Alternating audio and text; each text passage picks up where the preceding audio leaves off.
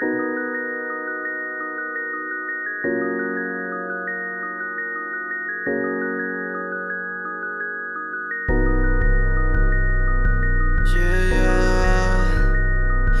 อยากให้เจ้าได้อยู่บนนี้ขออยากให้เจ้านั้นอยู่บนนี้เป็นอย่างเจ้าก็ทิ้งหัวใจเขาไว้บนนี้ความหาเขามันกำลังไปด้วยดีแล้วสุดท้ายเขาต้องกลายเป็นมิสเตอร์โลลีคอยวันละนะเขาต้องแยกกันไปคนละทางเขาเข้ากันบ่ได้นี่เลยเหตุผลของความต่างหากเจ้าแทบตายเขาเลยยอมให้ทุกอย่างบทสรุปของเขาต้องแยกกันไปคนละทาง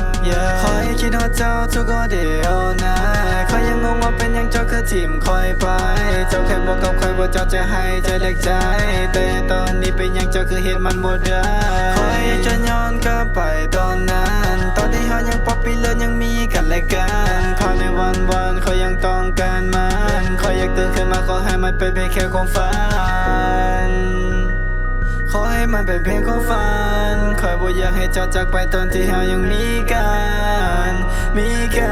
คอยบ่อยากให้เฮานั้นจากกันคอยอยากให้เจ้านั้นอยู่บนนี้เป็นอย่างเจ้าก็ทิ้งหัวใจเขาไว้บนนี้ความหาเขามันกำลังไปด้วยดีแล้วสุดท้ายเขาต้องกลายเป็นมิสเตอร์โลลีคอยวันละนะเฮาต้องแยกกันไปคนละทางเฮาเข้ากันบ่ได้นี่แหละเหตุผลของความต่างหากเจ้าแทบตายเขาเลยยอมให้ทุกอย่างบทสรุปของเฮาต้องแยกกันไปคนละทางเจ้าใจอยู่ใส่เฮ็ดยังอยู่กับมันคอยจะบ่เว้าให้เจ้าเลยจักคำเฮ็ดยังก็เฮ็ดคอยจะบ่ดักฟ้าเพื่อที่คอยขึ้นมันพร้อมจะกลับลามยกให้เจ้าเลยถ้าเว้าเรื่องจับวางหูวิธียอกหูลอกหูซับล้างเจ้าเอาอารมณ์เป็นอาวุธมาขับน้ำคงจะลืมละนอคนที่เคยพักดันถ้าเจ้าอยากไปออกใจก็ออกไปคอยบ่อยากจะดึงจะลังจะเอาไว้คอยคงอยู่ในห้องคนเดียวบ่มีภัยและสุดท้ายก็ต้องได้ทำใจคอยอยากให้เจ้านั้นอยู่บนนี้เป็นอย่างเจ้าก็ทิ้งหัวใจเขาไว้บนนี้ความหาเขามันกำลังไปด้วยดีแล้วสุดท้ายเขาต้องกลายเป็นมิสเตอร์โลลีคอยวันละนะเขาต้องแยกกันไปคนละทางเขาเข้ากันบ่ได้นี่เลยเหตุผลของความต่างหากเจ้าแทบตายเขาเลยยอมให้ทุกอย่างบทสรุปของเขาต้องแยกกันไปคนละทาง